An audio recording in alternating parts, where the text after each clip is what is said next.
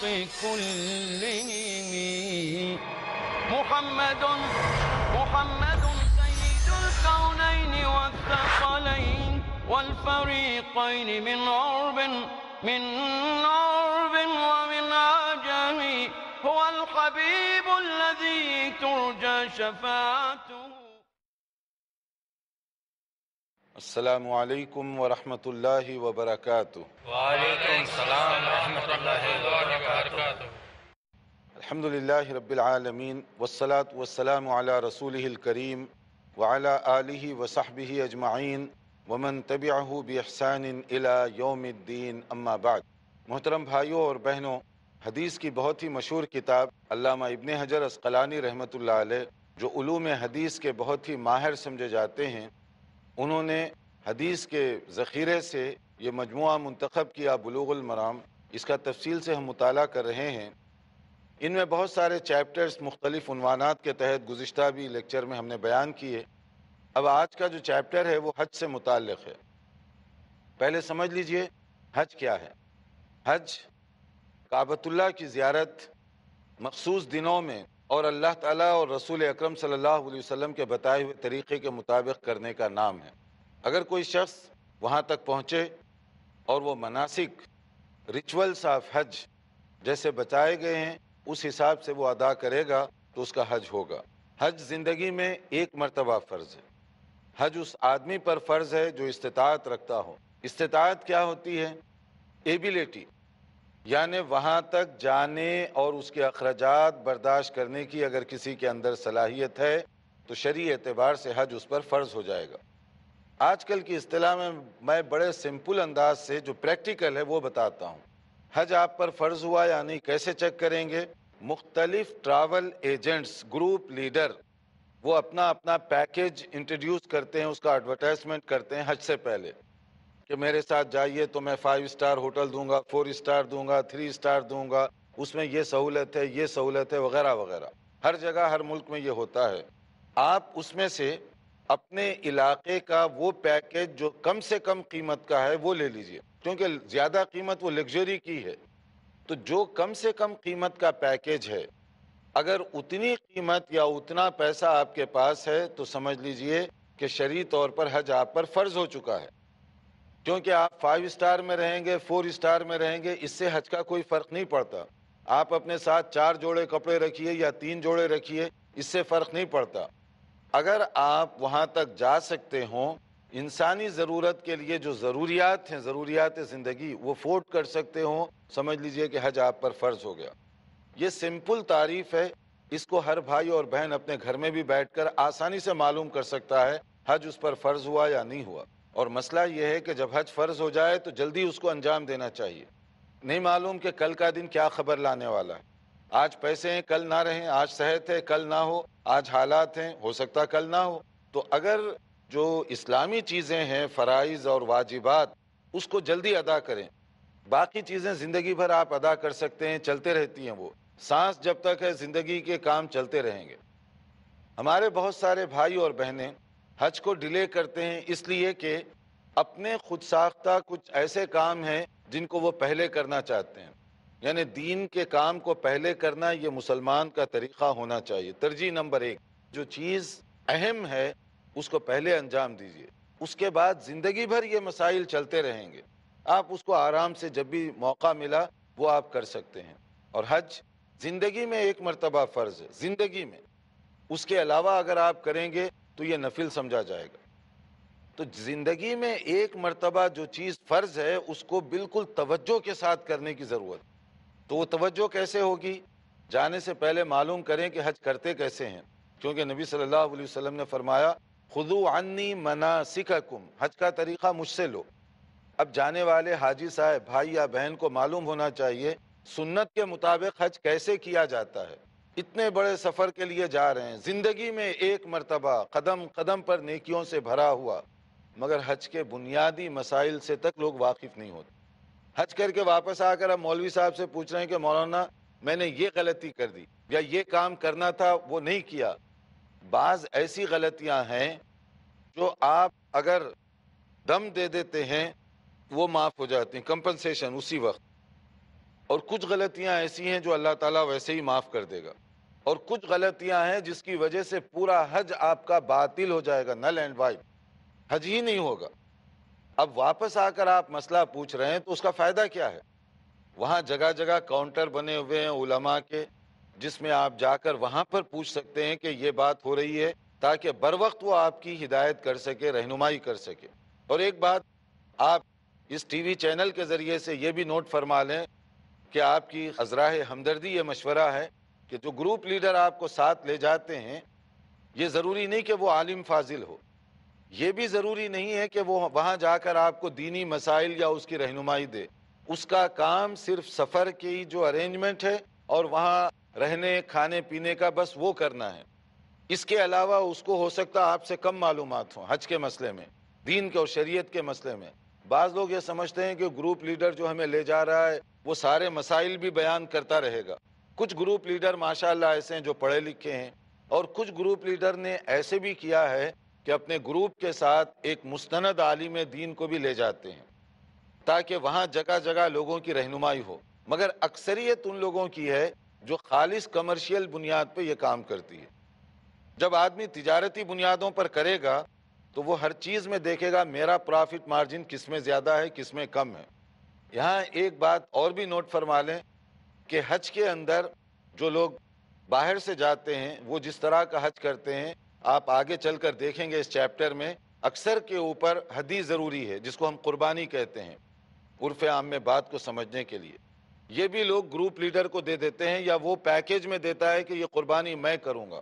کچھ لوگ کرتے ہیں، امانت دار ہیں، مگر بہت افسوس کے ساتھ یہ بھی بات میں کہنا چاہوں گا کہ کچھ ایسے بھی ہیں جو اس میں بھی فراڈ اور دھوکہ دیتے ہیں۔ مان لیجئے کہ ان کے ساتھ 100 آدمی ہیں گروپ میں، وہ 10 کی قربانی وہاں بک کرواتے ہیں، 90 کی قربانی نہیں کرتے، وہ کہتے ہیں یہ پرافٹ ہے۔ دیکھیے دھوکہ کس کے ساتھ اور کس کس جگہ پہ دھوکہ ہو رہا ہے۔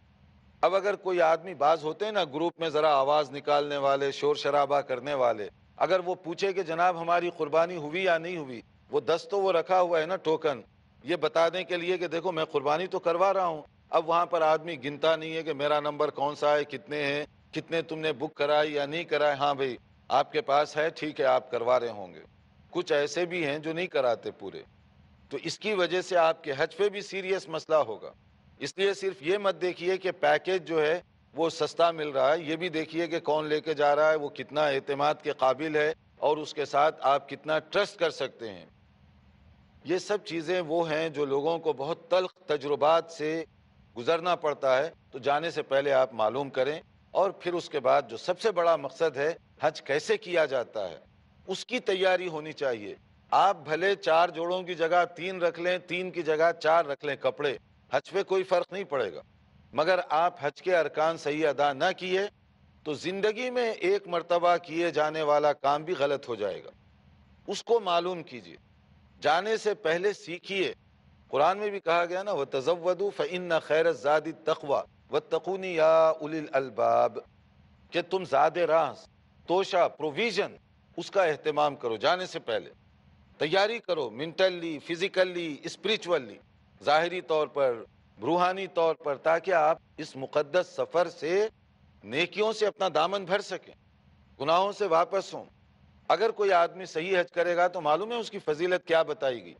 رسول اکرم صلی اللہ علیہ وسلم نے ارشاد فرمایا الحج المبرور لیس لہ جزاء الا الجنہ، اگر کوئی آدمی حج مبرور کر کے واپس آئے گا جنت یقینی ہے اس کے لیے۔ اور یہ خوشخبری کون سنا رہے ہیں؟ جنت یقینی ہے نبی کریم صلی اللہ علیہ وسلم، جو بغیر وحی کے اپنی طرف سے کوئی بات نہیں کرتے۔ وما ينطق عن الهوى ان هو الا وحی یوحى، تو وہی آتی ہے اللہ کی طرف سے، تو یہ گارنٹی جنت کی کس کی طرف سے ہوئی؟ اللہ تعالیٰ کی طرف سے۔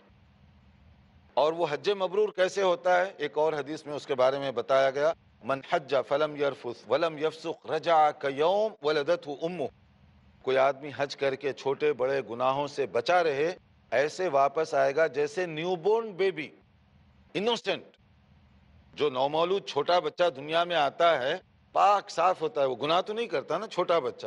اسی طرح حاجی صاحب حج کر کے آئیں گے، اگر صحیح طریقے سے حج کریں گے تو معصوم بچہ جیسے دنیا میں آتا ہے وہ اس طریقے سے ایئرپورٹ سے باہر آئیں گے، گناہوں سے فری ہو کر۔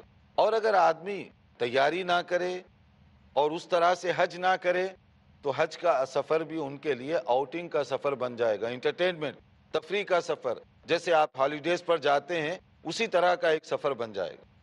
اس لیے حج کے مسائل کو پہلے اچھی طرح سے معلوم کریں، جانے سے پہلے تیاری کریں تاکہ آپ کا یہ مبارک سفر مبارک بن سکے اور یہ جو ہے گناہوں سے معافی کا ایک ذریعہ بن سکے۔ اس طرح سے حج اگر کریں گے تو یقیناً اس کا فائدہ ہوگا۔ دیکھتے رہیے پروگرام، حج کے بہت سارے مسائل ہیں، انشاءاللہ ایک مختصر بریک کے بعد حاضر ہوتے ہیں۔ محمد سید الکونین والثقلین۔ ناظرین، وقفے کے بعد دوبارہ آپ کی خدمت میں حاضر ہیں۔ وقفے سے پہلے ہم بتا رہے تھے کہ حج یہ اسلام کے بنیادی ارکان میں سے ہے۔ حج زندگی میں ایک مرتبہ فرض ہے جو صاحب استطاعت ہوں، اس لیے اس مقدس سفر پر جانے سے پہلے آپ پراپر تیاری کریں، معلوم کریں، طریقہ سیکھیں تاکہ آپ کا یہ حج مبارک بن سکے۔ آپ کے حج کے ذریعے سے آپ کی جنت میں جگہ ریزرو ہو سکے، آپ گناہوں سے فری ہو کر واپس آ سکیں۔ اس کے لیے باقاعدہ تیاری کرنے کی ضرورت ہے۔ جس پر حج فرض ہو گیا جلدی سے جلدی یہ کام کرے۔ نہیں معلوم آج مواقع ہیں، کل رہیں کہ نہ رہیں، تو اس سے بھرپور فائدہ اٹھائیے۔ حج کے مسائل کے سلسلے میں دیکھیے، نبی کریم صلی اللہ علیہ وسلم نے ایک جو بات فرمائی اس کی فضیلت کو آپ سمجھنے کے لیے کہا گیا، نبی ہریرہ رضی اللہ تعالیٰ عنہ ان رسول اللہ صلی اللہ علیہ وسلم قال، حضرت ابو ہریرہ رضی اللہ عنہ بیان فرماتے ہیں کہ رسول اکرم صلی اللہ علیہ وسلم نے ارشاد فرمایا، العمرۃ الی العمرۃ کفارۃ لما بینہما، اگر آپ ایک عمرہ کرنے کے بعد کچھ عرصے کے بعد دوبارہ ایک عمرہ کریں گے تو اس کا فائدہ اتنا ہے کہ درمیان میں ہونے والے سارے گناہوں کو اللہ تعالیٰ معاف فرما دے گا۔ عمرے کے بعد عمرہ کرنا یعنی جتنا بھی ڈسٹینس ہوا، سمجھیے 6 مہینے کے بعد آپ دوسرا عمرہ کرنے جا رہے ہیں مثال کے طور پہ، تو اللہ تعالیٰ وہ گناہوں کو معاف فرما دے گا۔ اور والحج المبرور لیس لہ جزاء الا الجنہ، صحیح بخاری اور صحیح مسلم کی حدیث ہے، اگر کوئی آدمی حج مبرور کر کے واپس آتا ہے تو اس کے لیے اللہ تعالیٰ کی طرف سے یہ خوشخبری سنائی گئی کہ جنت اس کے لیے واجب ہو جاتی ہے، ضروری ہو جاتی ہے۔ ہماری بہنیں بھی نوٹ فرما لیں کہ حج ان کے لیے جہاد سے بھی زیادہ بڑا اور اہم فریضہ ہے۔ جیسے حضرت عائشہ رضی اللہ عنہ نے پوچھا، قالت قلت یا رسول اللہ صلی اللہ علیہ وسلم علی النساء جہاد، کیا عورتیں بھی جہاد کے لیے میدان میں نکلیں گی؟ دیکھیے ام المومنین کے سوالات کتنے پیارے اور دلچسپ ہوا کرتے تھے اور جس سے امت کو کتنے مسائل معلوم ہوئے۔ اس لیے ہم کہتے ہیں حضرت عائشہ کا پوری دنیا پر احسان ہے کہ ان کے ذریعے سے کتنی معلومات ہماری ماؤں کو، بہنوں کو، بھائیوں کو، محترم بزرگوں تک پہنچی۔ گھریلو زندگی میں ہونے والی ایک ایک بات کس طرح سے وہ بیان کر رہی ہیں۔ تو نبی صلی اللہ علیہ وسلم نے ان کے اس سوال پر کہ عورتوں پر بھی جہاد ہے، کیا فرمایا؟ قال نعم، ہاں ہے۔ کہا کیا ہے؟ علیہن جہاد لا قتال فیہ، ایسا جہاد ہے جس میں لڑنے کی ضرورت نہیں پڑے گی، یعنی فزیکلی لڑائی نہیں ہے، فائٹنگ نہیں ہے۔ تو وہ کون سا جہاد ہے جس میں فزیکلی لڑائی نہیں ہے اور ثواب بھی پورا مل رہا ہے آپ کو؟ فرمایا الحج والعمرہ، اگر کوئی خاتون حج اور عمرہ کر کے واپس آتی ہے تو اس کے لیے جیسے جہاد کے میدان سے کامیاب و کامران کوئی آتا ہے تو جو ثواب ملے گا اس خاتون کے لیے وہ ثواب رکھا ہوا ہے۔ تو یہ فضیلت حج کرنے والی خواتین کے لیے۔ اب دیکھیے کہ حج اور عمرے کے بارے میں نبی کریم صلی اللہ علیہ وسلم نے ایک اور ارشاد فرمایا، اتى النبی صلی اللہ علیہ وسلم اعرابیون، ایک اعرابی بدوی آدمی نبی صلی اللہ علیہ وسلم کی خدمت میں حاضر ہوا اور اس نے ایک سوال کیا، فقال یا رسول اللہ صلی اللہ علیہ وسلم اخبرنی عن العمرہ اواجبۃ ہی؟ نبی صلی اللہ علیہ وسلم سے پوچھا کیا عمرہ بھی ضروری ہے؟ حج تو ضروری ہے زندگی میں ایک مرتبہ جو صاحب استطاعت ہوں، تو کیا عمرہ بھی ضروری ہے؟ فقال لا، نہیں، عمرہ اس طرح ضروری نہیں ہے۔ وَأَن تَعْتَمِرْ خَيْرٌ لَكَ، اگر تم عمرہ کرو گے تو ثواب ہے، برکت ہے، اس کے اندر نیکیاں ہیں، مگر ایک فرض ہے، ضروری ہے، واجب ہے، ایسے نہیں۔ البتہ جو آدمی حج کرنے کے لیے جائے تو وہ عمرہ بھی کرے گا، جیسے حج کرنے کے دوران آپ حج تمتع کرتے ہیں جس کی تفصیل آگے آ رہی ہے انشاءاللہ، تو آپ خود عمرہ بھی اس کے ساتھ کریں گے۔ تو سفر کر کے جب آپ جا رہے ہیں تو عمرہ بھی ہوگا، حج بھی ہوگا، لیکن الگ سے عمرے کے لیے سفر کرنا یہ بہتر ہے، ثواب کی بات ہے، لیکن واجب یا ضروری نہیں ہے۔ حج جیسے زندگی میں ایک مرتبہ استطاعت رکھنے والوں کے لیے فرض قرار دیا گیا ہے، دونوں کے اندر اس طرح سے فرق کیا گیا۔ نبی کریم صلی اللہ علیہ وسلم سے وہی استطاعت کیا ہوتی ہے، کیونکہ قرآن کریم میں کہا گیا نا وَلِلَّهِ عَلَى النَّاسِ حِجُّ الْبَيْتِ مَنِ اسْتَطَاعَ إِلَيْهِ سَبِيلًا، حج کرنا فرض ہے لوگوں پر جو صاحب استطاعت ہوں۔ استطاعت کیا ہے؟ یہ سوال نبی صلی اللہ علیہ وسلم سے کیا گیا تھا کہ قیل یا رسول اللہ ما السبیل، یہ استطاعت کیا ہے، راستہ کیا ہے؟ فرمایا گیا قال الزاد والراحلہ، یعنی زاد سفر، توشہ، پیسے، کھانے پینے کے اخراجات جو ہیں وہ، اور سواری، ٹرانسپورٹیشن۔ اگر ٹرانسپورٹ اور کھانے پینے کا انتظام ہے، جو میں نے کہا کہ آسان طریقہ اس کے معلوم کرنے کا وہی پیکیج دیکھ لیں جو سستا ہو، اتنے پیسے آپ کے پاس ہیں تو سمجھ لیجئے کہ حج شرعی طور پر آپ پر فرض ہو چکا ہے۔ اب اس کے بعد اگر کوئی لیٹ کر رہا ہے، ڈیلے کر رہا ہے، بلڈنگ پر بلڈنگ بن رہی ہے، کاروبار میں وسعت دی جا رہی ہے، سونا چاندی زیورات ماشاءاللہ خریدے جا رہے ہیں، حج کا مسئلہ آتا ہے تو کہتے ہیں گنجائش نہیں۔ یعنی اللہ کے دین میں اللہ تعالیٰ کے ساتھ اس طرح کی ہم جو ہے گویا دھوکہ دے رہے ہیں۔ اللہ نے سب کچھ دیا ہے مگر پرائرٹیز ہمارے بدل گئے، ترجیحات ہماری بدل گئیں۔ یہی مسئلہ ہے مثلا یورپ، امریکہ وغیرہ میں رہنے والے مسلمانوں کے لیے۔ ان میں غالب اکثریت جو لیگل طریقے سے وہاں رہتی ہے، ان میں غالب اکثریت وہ ہے جو حدیث کی اس تعریف کے مطابق حج ان سب پر فرض ہو چکا ہے۔ جو لیگل وہاں رہتے ہیں الا ماشاءاللہ کوئی مجبور ہوگا، ورنہ حج اس پر فرض ہے۔ اگر کوئی نہیں کر رہا ہے، اس لیے نہیں کہ وہ استطاعت نہیں رکھتا، اس لیے کہ اس کی اپنی ترجیحات بدل چکی ہیں۔ اب آپ نے یہ فیصلہ کر لیا کہ میں جو ہے پہلے بنگلہ خریدوں گا اس کے بعد کروں گا، تو پیسے تو ہیں لیکن آپ کوئی اور جگہ خرچ رہے ہیں۔ یا کوئی یہ کرتا ہے کہ ابھی تو ایک چھوٹا سا گھر ہے میرے پاس، تھوڑے پاش علاقے میں خریدوں گا تو پھر کروں گا۔ کوئی کہتا ہے کہ ایک ہی گھر ہے، دوسرا خریدوں گا تو پھر کروں گا۔ یہ وہ چیزیں ہیں جن کی وجہ سے وہ ڈیلے کر رہے ہیں، ورنہ جو لیگل طریقے سے رہتے ہیں ان ممالک میں اللہ تعالیٰ نے ان کو اتنی خوشحالی عطا فرمائی ہے کہ حج شرعی تعریف کے مطابق ان میں سے غالب اکثریت پر فرض ہو چکا ہے۔ جو نہیں کر رہے ہیں تو وہ سوچ لیں کہ اللہ تعالیٰ کے پاس کیا جواب دیں گے، کیسے جائیں گے، کیونکہ قرآن کریم کی جس آیت میں حج کے لیے کہا گیا تو کہا گیا وَمَن كَفَرَ فَإِنَّ اللَّهَ غَنِيٌّ عَنِ الْعَالَمِينَ، جو ناشکری کرے، کفر کا راستہ اختیار کرے، اللہ تعالیٰ بے نیاز ہے ان لوگوں سے۔ حج کے مسئلے میں بتایا گیا۔ تو جو لوگ حج کو خواہ ڈیلے کر رہے ہیں ان کو سوچنا چاہیے۔ ہاں، جو آدمی ایک بار حج کر لے، اب اس کے بعد وہ ترجیحی بنیادوں پر فیصلہ کرے کہ میں نے فرض حج تو کر لیا، اب اس کے بعد کروں گا، نفل ہوگا، تو کون سا کام مجھے اب پہلے کرنا چاہیے؟ بیٹی کی شادی ہے، بہن کی شادی ہے، یا کوئی اور مسئلہ ہے تو وہ اس وقت ترجیح دے۔ فرض ہونے کے بعد پھر وہ ڈیسائیڈ کرے کہ اب مجھے کیا کام کرنا چاہیے۔ اب دیکھیے کہ نبی کریم صلی اللہ علیہ وسلم کے زمانے میں لوگوں میں شوق کیسے تھا۔ ایک خاتون اپنے بچے کو لے کر آگے بڑھی، آپ نے پوچھا من القوم، کون ہیں یہ لوگ؟ جو نئے نئے لوگ آ رہے تھے نبی صلی اللہ علیہ وسلم کے ساتھ حج کرنے کے شوق میں، قافلے ملتے جا رہے تھے۔ قالوا المسلمون، انہوں نے کہا ہم بھی مسلمان ہیں۔ تو نبی صلی اللہ علیہ وسلم سے وہ پوچھنے لگے فقالوا من انت، آپ کون ہیں جو ہم سے یہ سوال کر رہے ہیں؟ جن کو نہیں معلوم، ابھی جوائن کر رہے ہیں، رات کا اندھیرا یا اس طرح کا پوری طرح پہچان نہیں سکے۔ اور دوسرا یہ کہ ہمارے نبی صلی اللہ علیہ وسلم اس طرح سے رہا کرتے تھے جیسے عام صحابہ کا انداز، حتیٰ کہ مسجد نبوی میں بیٹھتے ایسے مل جل کر کہ آنے والے کو پوچھنا پڑتا نبی کون ہے اس میں۔ یہ نبی صلی اللہ علیہ وسلم کا انداز ہوتا تھا۔ یہ آج کل کا جو ہمارا بعض جگہوں پر انداز چل پڑا ہے نا، صاحب بہادر تشریف لا رہے ہیں، پورے لوگ ٹھہر گئے، مسجد کے اندر ٹھہر گئے، کیا آ رہے ہیں؟ روحانی پیشوا آ رہے ہیں، پیر صاحب آ رہے ہیں، مرشد آ رہے ہیں، شیخ آ رہے ہیں، پوری مسجد کھڑے ہوگی۔ اور یہ ہے کہ ان کے لیے بہت نمایاں جو جگہ ہوتی ہے وہ رکھی جاتی ہے۔ ہمارے نبی کی سنت اور سیرت کو بھی دیکھیں۔ اب وہ لوگ پوچھ رہے ہیں کہ آپ کون ہیں؟ نبی صلی اللہ علیہ وسلم نے مائنڈ نہیں کیا، اس سوال پر آپ نے کچھ برا نہیں محسوس کیا، آپ نے سمپل جواب دیا قال رسول اللہ، میں ہی رسول اللہ ہوں۔ اگر اب کوئی مولوی صاحب سے صرف اتنا پوچھیں حضرت آپ کا نام کیا ہے، وہ اتنا گستاخ، تم جو ہے میرا نام تک نہیں جانتے۔ مطلب ہے کہ میں تو اتنا ویل نون فگر ہوں تو آپ کو پوچھے بغیر معلوم ہونا چاہیے، آپ میرا نام پوچھ رہے ہیں، یہ انسلٹ سمجھتے ہیں۔ اور ادھر نبی صلی اللہ علیہ وسلم بتا رہے ہیں کہ میں کون ہوں؟ رسول اللہ ہوں۔